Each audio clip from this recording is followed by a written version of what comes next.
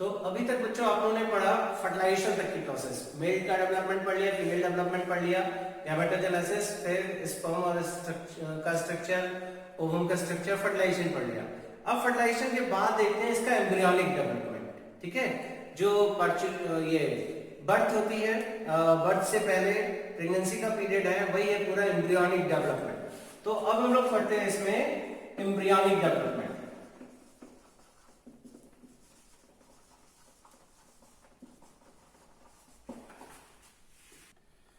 तो ये देखिए मैंने पूरा डायग्राम बना दिया है। यहां पर है फर्टिलाइजेशन की प्रोसेस है। फर्टिलाइजेशन आपको पता ही था, फैलोपियन ट्यूब में जहां एम्पुलरी जंक्शन था, एम्पुला और स्पर्म्स का जंक्शन था, वहां फर्टिलाइजेशन हुआ।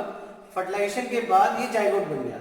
ये जाइगोट है, डिप्लॉयड सेल जाइगोट। जाइगोट बनने के बाद ही 24 आवर्स के अंदर ही सेल डिवीजन स्टार्ट हो जाता है। और ये 2 सेल स्टेज वाली जो ब्लास्टुला वाली स्टेज है, ये लगभग 30 आवर्स में आ जाती है। 30 घंटे में ही ये कंप्लीट बन जाता है 2 सेल स्टेज में।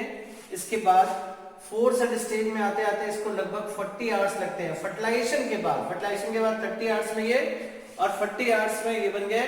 उसके बाद लगभग third day, end of third day जो है, तब तक एंड ऑफ थर्ड डे में ये 8 सेल स्टेज में आ गया। फिर ये 16 सेल स्टेज में आता है 4th डे के एंड तक। 4th डे तब तक ये 16 सेल स्टेज में आ गया।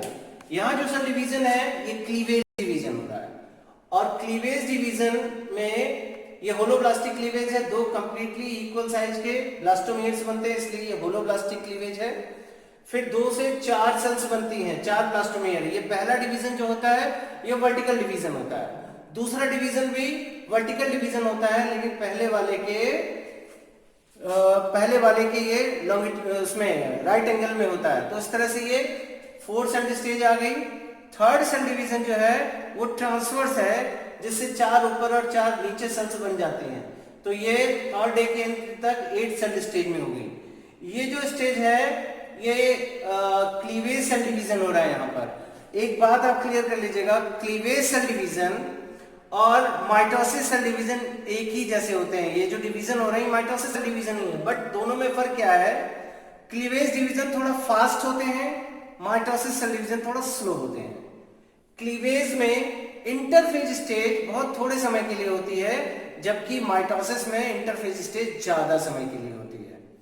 माइटोसिस सेल डिवीजन के बाद सेल की ग्रोथ भी होती है, बट यहां पर सेल की ग्रोथ नहीं हो रही है। यहां सेल की साइज इवन और छोटी होती जा रही है। देखिए आप, ये जो जाइगोट बना है, जाइगोट के बाहर की लेयर थी ये जोना पेलोसिडा। ये जोना पेलोसिडा, इसी के अंदर सेल डिवीजन हो रहे हैं और पूरे यहां तक सेल की साइज नहीं बढ़ रही है। जो साइज जाइगोट की है, यहाँ 2 सेल स्टेज में ब्लास्टोमेर की है, वही यहां पर भी है।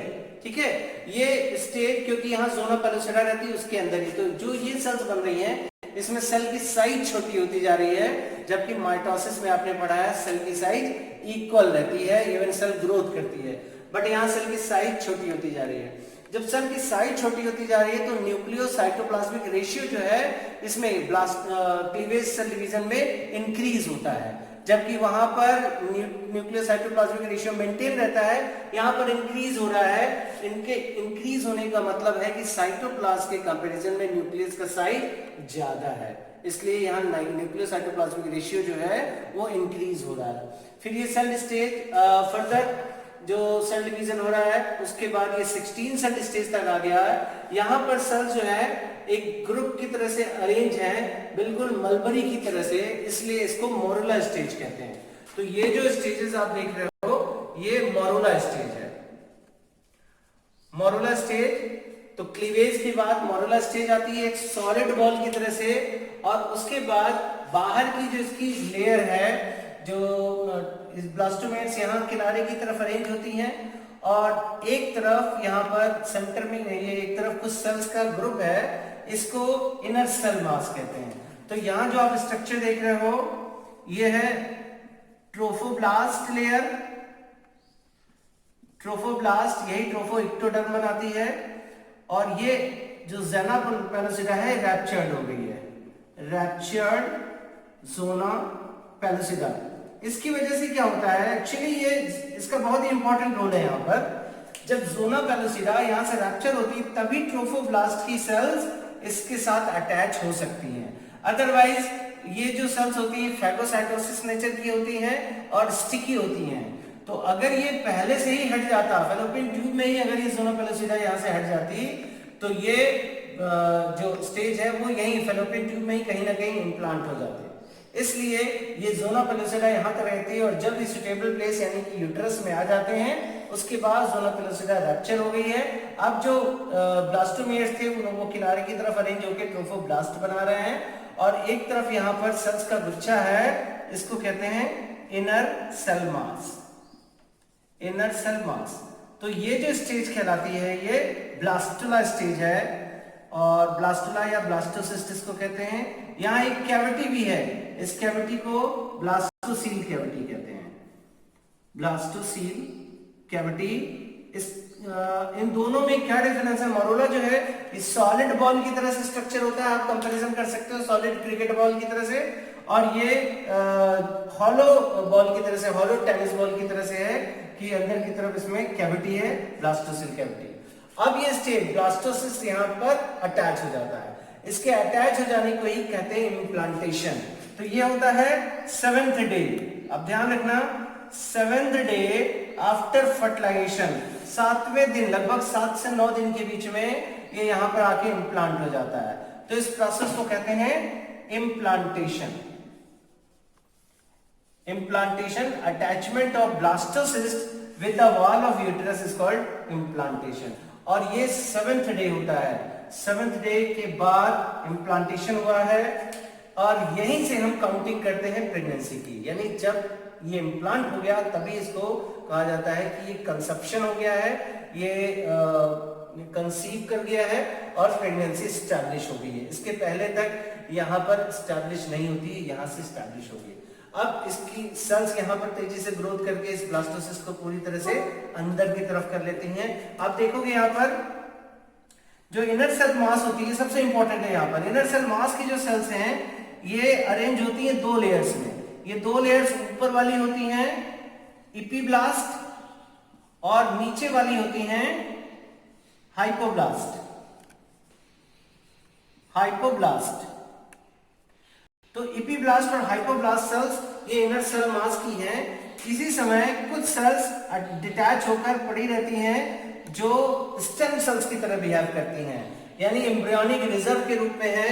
ये स्टेम सेल्स इसकी टोटीपोटेंट सेल होती हैं। हमारी बॉडी में जो स्टेम सेल्स हैं जाइगोट है, टोटीपोटेंट सेल होती है जो किसी भी सेल में कन्वर्ट होने की क्षमता रखती है। ऐसी सेल को टोटीपोटेंट सेल कहते हैं।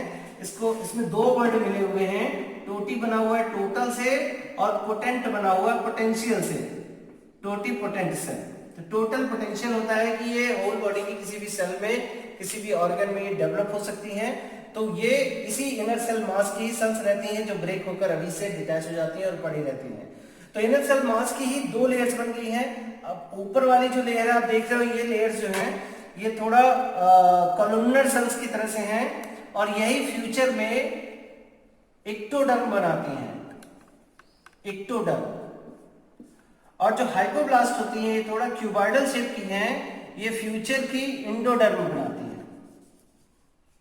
इंडोडर्म यानी ये प्रिमिटिव इंडोडर्म है, ये प्रिमिटिव एक्टोडर्म है।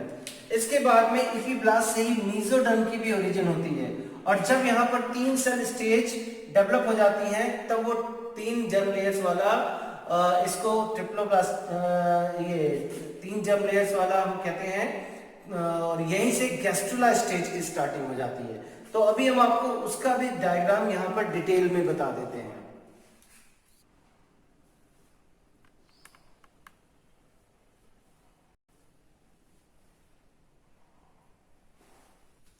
एक चीज ध्यान रखिएगा, ये जो आपको लेयर्स दिख रही हैं इपीब्लास्ट और हाइपोब्लास्ट की लेयर, यही बनाती हैं एम्ब्रियोनिक डिस्क। एम्ब्रियोनिक डिस्क, और फिर इसी एम्ब्रियोनिक डिस्क में जो इपीब्लास्ट की सेल हैं वो अंदर की तरफ इन्वेजिनेट होती हैं, प्रिमिटिव स्ट्रीक बनाती है और फिर वहां से 3rd लेयर डेवलप होना शुरू होती है, मीजोडर्म। तो उसका डायग्राम मैं अभी बनाता हूं। तो यहां आपने देखा ये एम्ब्रियोनिक डिस्क थी। इसी एम्ब्रियोनिक डिस्क में जो एपिब्लास्ट की सेल्स होती हैं ये अंदर की तरफ थोड़ा पुशअप होती हैं एक नॉच की तरह से। इस स्ट्रक्चर को प्रिमिटिव स्ट्रीक कहते हैं, प्रिमिटिव स्ट्रीक। और इस स्ट्रीक के बाद यहां की सेल्स नीचे की तरफ पुश करती हैं और कुछ नई सेल्स बनाती हैं। तो ये लेयर तो एक्टोडर्म की तरह बिहेव करती है, ये हो गई एक्टोडर्म। इससे बनी थी बीच में सेल्स, ये मीजोडर्म की सेल्स हो जाती हैं, मीजोडर्म। और ये अंदर की तरफ हाइपोब्लास्ट सेल को नीचे पुश करती है, तो ये लेयर एंडोडर्म की बन जाती है। इस तरह से ह्यूमन का जो एम्ब्रियो है इसकी स्टार्टिंग ये ट्रिप्लोब्लास्टिक है, क्योंकि 3 जर्म लेयर्स बन गई, एक्टोडर्म, मेसोडर्म और एंडोडर्म। बाकी बॉडी की सारी सेल्स, सारे टिश्यूज और सारे ऑर्गन्स इन्हीं 3 लेयर से मिलकर बनते हैं। ये एक्टोडर्म धीरे धीरे डेवलप होकर न्यूरल टिश्यूज बना दे रही है, नर्वस सिस्टम के पार्ट्स। एंडोडर्म भी इंटरनल स्ट्रक्चर्स बना रही है, मेसोडर्म से हार्ट बन रहा है, ब्लड वेसल्स, कनेक्टिव टिश्यू वगैरह बन रहा है। तो इस तरह से पूरे ये ऑर्गन्स बॉडी के इन्हीं 3 लेयर से बन जाते हैं। अब ये एम्ब्रियो बनाने का काम करता है। ये एम्ब्रियोनिक डिस्क थी और एम्ब्रियोनिक डिस्क के साथ प्रिमिटिव स्ट्रीक, ये एम्ब्रियो बनती है। इसके अलावा कुछ और लेयर्स होती हैं जिनको हम एक्स्ट्रा एम्ब्रियोनिक जर्म लेयर्स कहते हैं। ये एक्स्ट्रा एम्ब्रियोनिक लेयर्स जो होती हैं वो ह्यूमन में 4 होती हैं। तो ये तो एम्ब्रियो बनाएगी, एक्टोडर्म, मेसोडर्म, एंडोडर्म। और एम्ब्रियो के बाहर से जो लेयर्स होती हैं वो एक्स्ट्रा एम्ब्रियोनिक लेयर्स होती हैं। और ह्यूमन में ये 4 एक्स्ट्रा एम्ब्रियोनिक लेयर होती हैं, कोरियन, एमनियन, एलेंटॉयस और योक सेल। योक सेल ह्यूमन में ये 4 एक्स्ट्रा एम्ब्रियोनिक लेयर होती हैं, जिनमें से कोरियन जो है यही कोरियोनिक विलाई बनाती है, कोरियोनिक विलाई। तो ह्यूमन का जो एम्ब्रियो होता है वो कोरियोनिक, जो प्लेसेंटा होता है वो कोरियोनिक प्लेसेंटा होता है क्योंकि कोरियन बनाती है। और साथ में एमनियन जो होती है वो एक बाहर से कैविटी बनाएगी, एमनियोटिक कैविटी। ये एमनियोटिक मेम्ब्रेन चारों तरफ से इसको कवर करती है, एमनियोटिक मेम्ब्रेन। और इसके अंदर जो कैविटी है वो एमनियोटिक कैविटी है। इस कैविटी में एक फ्लूइड भी रहता है जिसको एमनियोटिक फ्लूइड कहते हैं। इसका अपना एक सिग्निफिकेंस है। ये एमनियोटिक फ्लूइड जो है वो एम्ब्रियो के चारों तरफ से रहता है, जो एम्ब्रियो को शॉक एब्जॉर्ब में हेल्प करता है और साथ ही साथ डेसिकेशन से प्रोटेक्ट करता है। एम्ब्रियो के चारों तरफ लिक्विड एनवायरनमेंट बना रहता है, वो सूखता नहीं है, डेसिकेट नहीं हो पाता है। तो एमनियोटिक फ्लूइड एक तो एमनियोटिक ये शॉक एब्जॉर्बर का काम कर रहा है और एम्ब्रियो को डेसिकेशन से बचाता है। कोरियोनिक लेयर ने कोरियोनिक विलाई बनाकर प्लेसेंटा बनाने में हेल्प किया। प्लेसेंटा बनाने में कोरियोनिक लेयर ये एम्ब्रियो की लेयर है और साथ में मैटरनल टिश्यूज भी होते हैं जिनको मैं अभी आगे बताऊंगा, उससे बनता है प्लेसेंटा। और ह्यूमन में ये जो दोनों हैं ये नॉन फंक्शनल रहते हैं। एलेंटॉयस और योक सेल ये तो कुछ ब्लड सेल्स और ब्लड वेसल्स इनिशियल स्टेज में बनाती हैं, बाद में ये इन्होंने ब्लड वेसल्स बनाने में हेल्प की इनिशियल स्टेज में, लेकिन बाद में ये नॉन फंक्शनल रहती है, नॉन फंक्शनल।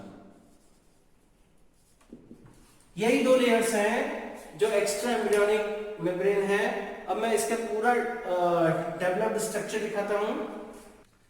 तो ये देखिए किस तरह से चारों लेयर्स हैं, एक्स्ट्रा एम्ब्रियोनिक लेयर जो यहां पर अटैच है और साथ में जो प्रिमिटिव स्टिक और एम्ब्रियोनिक डिस्क आपने देखा था उसने पूरा का पूरा एम्ब्रियो बना दिया। ये बने हैं, ये बाहर की लेयर है कोरियन लेयर, कोरियन। और यही कोरियन है जो कोरियोनिक विलाई बना रही है, कोरियोनिक विलाई। कोरियोनिक विलाई और जो मैटरनल टिश्यू है ये डेसिडुआ बेसालिस है, बेसालिस। तो जो प्लेसेंटा बनता है यही स्ट्रक्चर प्लेसेंटा कहलाता है। प्लेसेंटा बनाने में मैटरनल टिश्यू और एम्ब्रियोनिक टिश्यू दोनों मिलकर प्लेसेंटा बनाने का काम करते हैं। ये मैटरनल टिश्यू का डेसिडुआ बेसिलिस और एम्ब्रियो की जो एक्स्ट्रा एम्ब्रियोनिक लेयर थी कोरियोनिक लेयर, उससे बनते कोरियोनिक विलाई, ये दोनों मिलकर प्लेसेंटा बनाते हैं। प्लेसेंटा क्या है? क्वेश्चन लाइक वैस्कुलर स्ट्रक्चर होता है जो डेवलपिंग एम्ब्रियो को न्यूट्रिशन प्रोवाइड करता है, ऑक्सीजन प्रोवाइड करेगा और साथ में इससे वेस्ट मटेरियल को कलेक्ट करेगा, कार्बन डाइऑक्साइड को कलेक्ट करेगा। तो ये दोनों मिलकर बनाते हैं प्लेसेंटा। यहाँ पर कोरियन से कोरियोनिक विलाई निकले हुए, विलाई फिंगर की तरह से प्रोजेक्शंस होते हैं। ये कोरियोनिक विलाई और डेसिडुआ बेसिलिस आपस में बहुत ही अच्छी तरह से इंटरडिजिटेटेड होते हैं। इस तरह से होते हैं कि जो ब्लड वेसल्स हैं यहाँ की, वो इसके ब्लड में बाथ कर रही होती है। तो ये बन जाते हैं प्लेसेंटा और प्लेसेंटा से ये कोरियोनिक विलाई है जो उससे न्यूट्रिशन ले रहे हैं, एब्जॉर्ब कर रहे हैं। और ये स्ट्रक्चर है अम्बिलिकल कॉर्ड। अम्बिलिकल कॉर्ड, ये कॉर्ड स्ट्रक्चर ही प्लेसेंटा को एम्ब्रियो से जोड़ने का काम करता है। ये रहा एम्ब्रियो या फीटस, आप इसको जो 1 मंथ के बाद पूरा डेवलप हो जाता है, इसको फीटस कहने लगते हैं। तो ये फीटस हुआ। इसमें एक लेयर थी ये जो योग सैक कहलाती है, ये योग सैक है जो डेवलप नहीं है, और ये एलेंटोएस है, एलेंटोएस। ये दोनों लेयर नॉन फंक्शनल है और ये लेयर है एमनियन की। एमनियन मेम्ब्रेन हो गई एमनियन, और जो फ्लूइड है ये एमनियोटिक फ्लूइड। ये एमनियोटिक फ्लूइड ही यहां पर इस कैविटी में भरा हुआ है, एमनियोटिक कैविटी में। इसी में ये फीटस रहता है। तो फीटस फ्लोट कर रहा होता है, इसके चारों तरफ लिक्विड एनवायरनमेंट होता है। एमनियोटिक फ्लूइड इसमें शॉक अब्सॉर्ब करने का काम करता है और साथ ही साथ डेसिकेशन से इसको प्रोटेक्ट कर रहा है। ये अम्बिलिकल कॉर्ड हो गई। अम्बिलिकल कॉर्ड कनेक्ट कर रही है फीटस को प्लेसेंटा के साथ, और साथ में यहाँ पर ये डेसिडुआ कैप्सुलरिस है, मैटरनल लेयर है डेसिडुआ कैप्सुलरिस। और ये रहा पूरा एम्ब्रियो ग्रोथ करता हुआ यूट्रस में है। तो इम्प्लांटेशन के बाद से लेकर बर्थ तक की जो स्टेज होती है वही कहलाता है गेस्टेशन पीरियड। गेस्टेशन पीरियड, जिसको प्रेगनेंसी भी कहते हैं, वो इम्प्लांटेशन से लेकर बर्थ तक का टाइम रहता है, पार्ट्यूरेशन तक का टाइम, जो ह्यूमन में लगभग 40 वीक्स का रहता है, 9 मंथ प्लस माइनस 7 डेज। तो अब इसमें आप देखिए प्लेसेंटा के कुछ खास रोल होते हैं। प्लेसेंटा क्या क्या काम करता है? प्लेसेंटा एक तो यहां पर डेवलपिंग एम्ब्रियो को न्यूट्रिशन प्रोवाइड कर रहा है, दूसरा इसने ऑक्सीजन प्रोवाइड की, वेस्ट मटेरियल को कलेक्ट किया, CO2 को कलेक्ट किया। इसके अलावा इसमें कुछ हार्मोन्स भी होते हैं। ये हार्मोन्स आप देखिए कौन कौन से हार्मोन्स हैं। प्लेसेंटा टेम्परेरी एंडोक्राइन ग्लैंड है और ये एक बहुत ही important hormone human chorionic gonadotropin को रिलीज करती है, HCG। तो एक हार्मोन रिलीज कर रही है ह्यूमन कोरियोनिक गोनेडोट्रोपिन। मैं फुल फॉर्म इसका लिख देता हूं, ह्यूमन कोरियोनिक गोनेडोट्रोपिन। ये हार्मोन LH हार्मोन को कंपनसेट करता है। जो LH हार्मोन एंटीरियर पिट्यूटरी से आ रहा था, अब उसकी जगह ये हार्मोन है जो कॉर्पस ल्यूटियम को मेंटेन रखने का काम करता है। क्योंकि आपने पढ़ा था कि कॉर्पस ल्यूटियम अगर फर्टिलाइजेशन हो जाता है तो कॉर्पस ल्यूटियम 9 मंथ तक रहती है, अदरवाइज फर्टिलाइजेशन नहीं होता है तो 15 डेज के अंदर डिजेनरेट हो जाता है। तो यहां पर क्या है, जैसे ही प्लेसेंटा बनना शुरू हुआ, प्लेसेंटा से HCG हार्मोन रिलीज हुए। ये ह्यूमन कोरियोनिक गोनेडोट्रोपिन हार्मोन ये उसको कॉर्पस ल्यूटियम को मेंटेन करते हैं और कॉर्पस ल्यूटियम फिर प्रोजेस्टेरोन हार्मोन को लगातार सिक्रीट करता रहता है 9 मंथ तक। ये 9 मंथ तक सिक्रीट करने की वजह से एंडोमेट्रियम मेंटेन बनी रहती है। तो इसने LH हार्मोन को कंपनसेट किया है। दूसरा हार्मोन रिलीज होता है human placental lactogen, human placental lactogen. Prolactin hormone के स्टिमुलेशन के बाद ये हार्मोन जो है मेमोरी ग्लैंड्स में मिल्क सिक्रीशन को स्टिमुलेट करता है, जिससे मिल्क प्रोडक्शन शुरू हो जाता है मेमोरी ग्लैंड्स में। और तीसरा हार्मोन रिलीज होता है बाद में, इसको रिलैक्सिन कहते हैं। ये लिटिल स्टेज में होता है क्योंकि बर्थ होने के समय में जो मसल्स होती हैं और वेजाइनल मसल्स होती हैं, इनको रिलैक्स करने में हेल्प करता है रिलैक्सिन। तो ये 3 हार्मोन तो प्लेसेंटा से रिलीज हो रहे हैं। इसके अलावा इसी समय प्रेगनेंसी के समय में oxytocin hormone, progesterone hormone, thyroxine और कॉर्टिसोल, प्रोलैक्टिन वगैरह वगैरह, ये कुछ हार्मोन्स हैं। ये हार्मोन्स की मात्रा और ज्यादा बढ़ जाती है।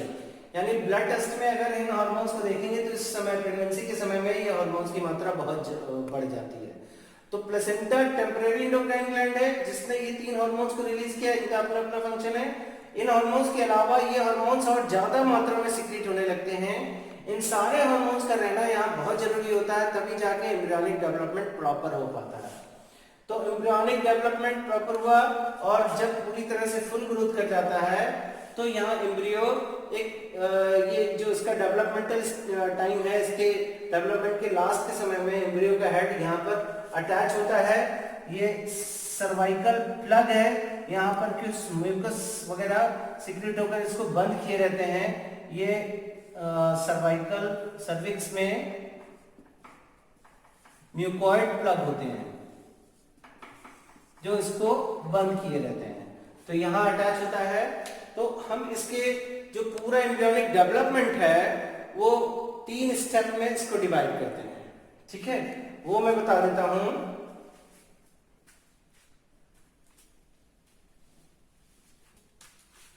तो पूरे बर्थ को, ये प्रेगनेंसी को हम 3 टाइम में डिवाइड करते हैं। इसको फर्स्ट ट्रिमेस्टर 3 मंथ का पीरियड है, फर्स्ट ट्रिमेस्टर, सेकेंड ट्रिमेस्टर और थर्ड ट्रिमेस्टर, 3 महीने का ये पीरियड है। आप देखो फर्स्ट ट्रिमेस्टर इसमें सबसे इंपॉर्टेंट है। फर्स्ट ट्रिमेस्टर में ही लगभग 1 मंथ में हार्ट टिश्यूज डेवलप हो जाते हैं, हार्ट टिश्यूज, और पल्सेशन भी करने लगते हैं हार्ट में। और 1 मंथ में ये पूरा हार्ट डेवलप हो गया है। फर्स्ट ट्रिमेस्टर यानी फर्स्ट 3 मंथ में सारे एम्ब्रियो के टिश्यूज और ऑर्गन्स डेवलप हो जाते हैं। लिम्स डेवलप हो गए, उसके सारे इंटरनल ऑर्गन्स डेवलप हो जाते हैं, ऑल इंटरनल ऑर्गन्स डेवलप हो जाते हैं। सेकेंड ट्रिमेस्टर यानी कि 13वें सप्ताह के बाद इसमें फिंगर्स वगैरह डेवलप होने लगती हैं, फिंगर्स, टो डेवलप होने लगते हैं। और लगभग 20 वीक्स का जब ये हो जाता है तो इसमें स्लाइटली मूवमेंट भी होने लगते हैं, मूवमेंट। तो फर्स्ट एम्ब्रियो का जो साइन है मूवमेंट, वो लगभग 20 सप्ताह से शुरू होता है।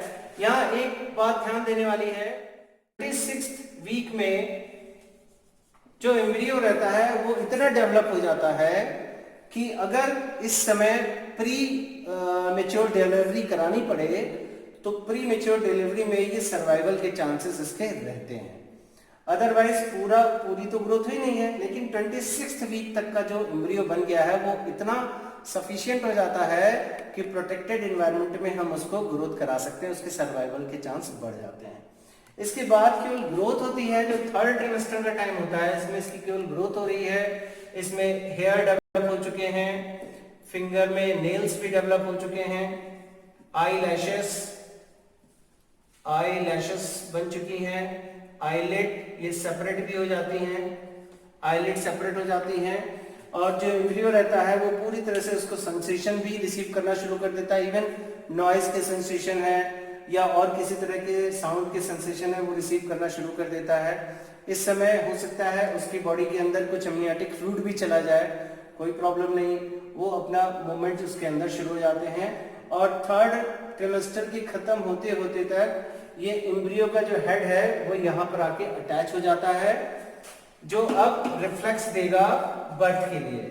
तो जब एम्ब्रियो का हेड यहाँ पर अटैच हो जाता है तो वो मैसेज देता है जिसको फीटल इजेक्शन रिफ्लेक्स कहते हैं, फीटल इजेक्शन रिफ्लेक्स। ये एक बहुत ही इंपॉर्टेंट न्यूरो एंडोक्राइन मैकेनिज्म होती है जिसमें नर्वस सिस्टम और एंडोक्राइन सिस्टम दोनों इन्वॉल्व हैं। जब इस फीटस का हेड यहाँ अटैच हो जाता है तो वो एक्सपेल आउट होने के लिए मैसेज देता है। ये मैसेज ब्रेन को मिलता है, तो ब्रेन के पोस्टीरियर पिट्यूटरी से ऑक्सीटोसिन हार्मोन रिलीज होता है। ऑक्सीटोसिन हार्मोन, इस हार्मोन को हम बर्थ हार्मोन भी इसीलिए कहते हैं क्योंकि ये बर्थ में हेल्प करता है। प्रोजेस्टेरॉन को हम प्रेगनेंसी हार्मोन कह रहे थे, ऑक्सीटोसिन को बर्थ हार्मोन कहते हैं क्योंकि इस हार्मोन के स्टिमुलेशन की वजह से यूट्रस में जो मायोमेट्रियम थी मसल्स वो कॉन्ट्रैक्ट होती हैं। कॉन्ट्रैक्ट होती है जब तो और मैसेज जाता है, फिर और ज्यादा सिक्रीशन होता है, यानी ऑक्सीटोसिन का और साथ में यूट्रस के मसल्स का इनके बीच में एक फीडबैक मैकेनिज्म होती है। इसके स्टिमुलेशन से एंडोमेट्रियम कॉन्ट्रैक्ट होती है, उसके कॉन्ट्रैक्ट होने से ये मायोमेट्रियम कॉन्ट्रैक्ट होती है और मायोमेट्रियम के कॉन्ट्रैक्ट होने से ऑक्सीटोसिन के और ज्यादा सिक्रेट होता है, और ज्यादा सिक्रेशन और विगरस यहाँ पर कॉन्ट्रैक्शन करता है। तो ये लेबर पेन भी कहलाता है क्योंकि इस समय बर्थ होने के लिए पेन होता है, ये लेबर पेन कहलाता है। तो इसी समय आप प्रेशर के साथ जो फीटस है वो बाहर आता है और इसी को बर्थ कहते हैं या पार्चुरेशन कहते हैं। इस समय एमनियोटिक फ्लूइड रिलीज होता है।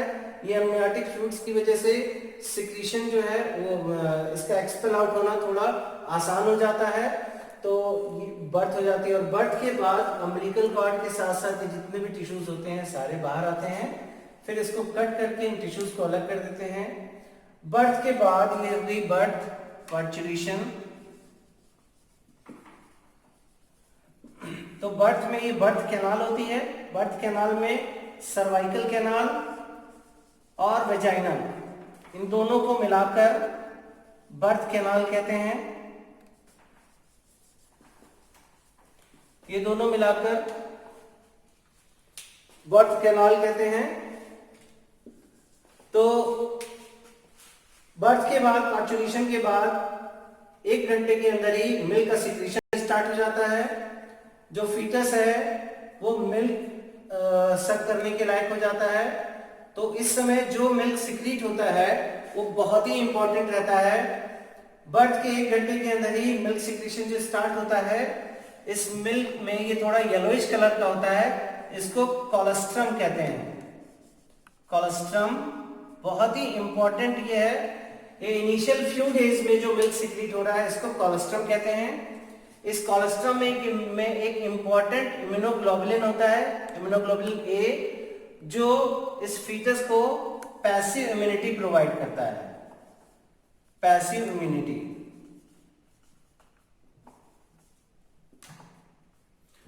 तो इसकी वजह से इसको इनिशियली कुछ इम्यूनिटी मिल जाती है। तो कोलेस्ट्रम एक बहुत ही इंपॉर्टेंट मिल्क है जो बच्चे को इनिशियल फ्यू डेज में इम्यूनिटी भी देता है और इसकी वजह से इसकी ग्रोथ अच्छी होती है।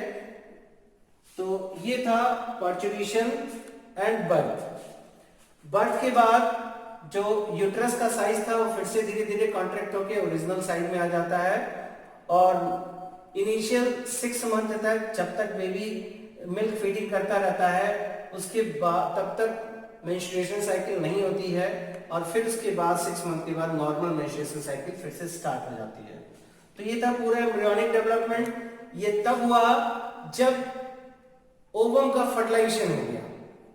एक टॉपिक अभी आपको जानना है यहाँ कि अगर ओवम का फर्टिलाइजेशन नहीं होता है तो क्या होगा। फर्टिलाइजेशन होगा तब तो पूरा एम्ब्रियोनिक डेवलपमेंट, चाइल्ड बर्थ हो गई, और नहीं होता है तो मेंस्ट्रुएशन साइकिल कंटिन्यू करती रहती है, वो अब मैं आपको बताता हूँ।